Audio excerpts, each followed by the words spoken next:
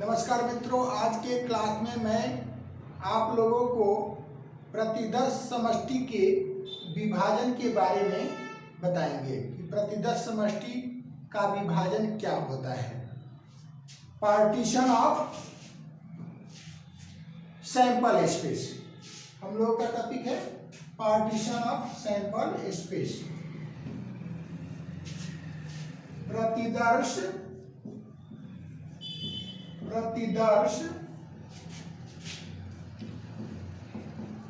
समष्टि का विभाजन।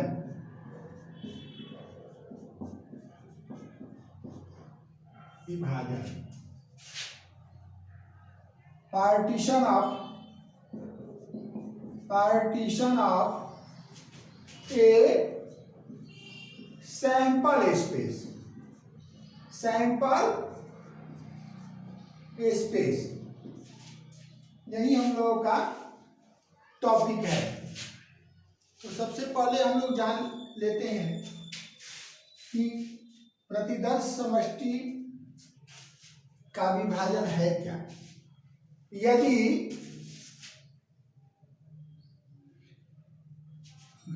घटनाएं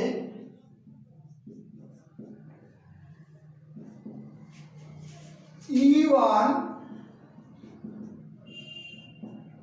E2 En के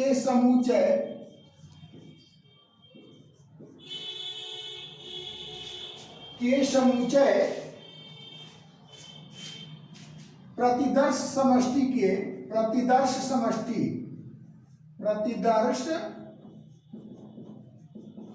समष्टि यानी सैंपल स्पेस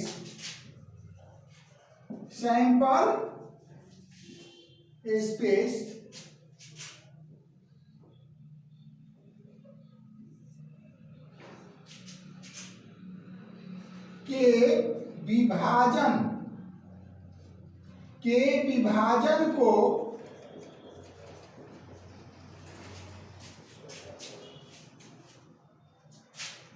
दर्शाता है।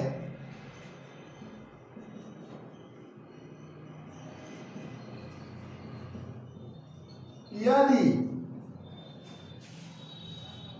क्या हुआ,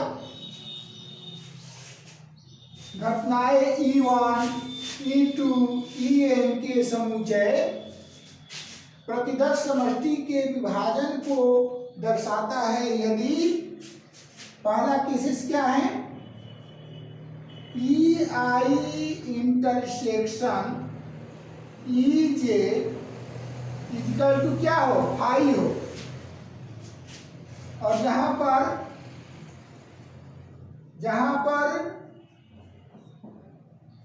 I और Z का जो मान है आपस में क्या हो, बराबर ना हो,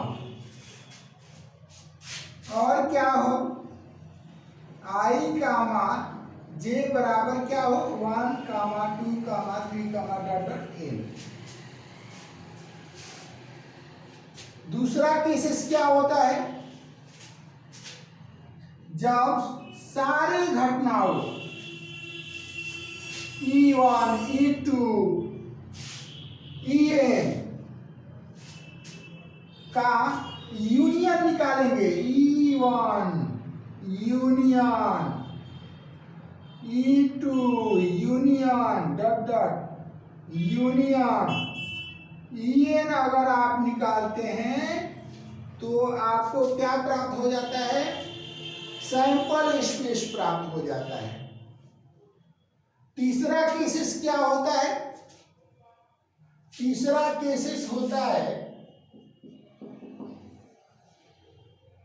प्रोबेबिलिटी ऑफ EI का मान जो है 0 से बड़ा होता है, जहां पर I बराबर 1, 2, 3, n। यानी दूसरे शब्दों में आप कह सकते हैं कि E1 E2 En के समुच्चय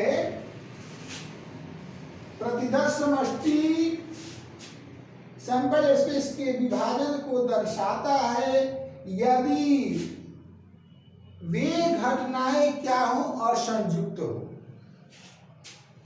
समग्र हो।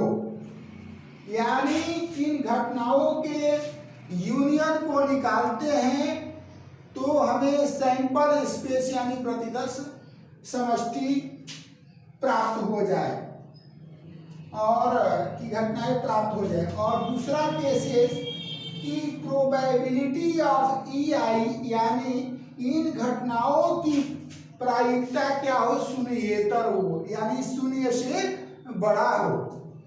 तो इन केस में हम कह सकते हैं कि E1 E2 और En के समुच्चय जो है प्रतिदर्श समष्टि यानी सैंपल स्पेस के विभाजन यानी पार्टीशन को दर्शाता है। सपोज E एक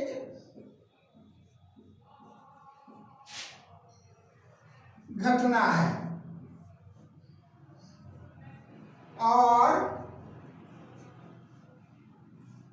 इसके पूरक एक E डैश एक अन्य घटनाएं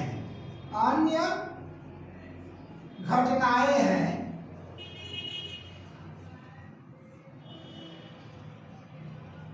तो ये दोनों घटनाएं क्या है, सैंपल स्पेस के विभाजन को दर्शाएगा। क्योंकि हम लोग जब E इंटरसेक्शन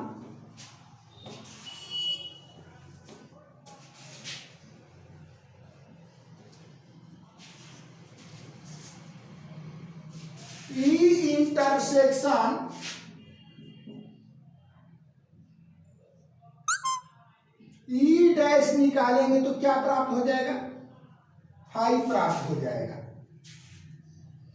और जब दो घटनाएं असंयुक्त हो, डिसजॉइंट हो, तो वे घटनाएं प्रतिदर्श समष्टि यानी सैंपल स्पेस के विभाजन को दर्शाता है।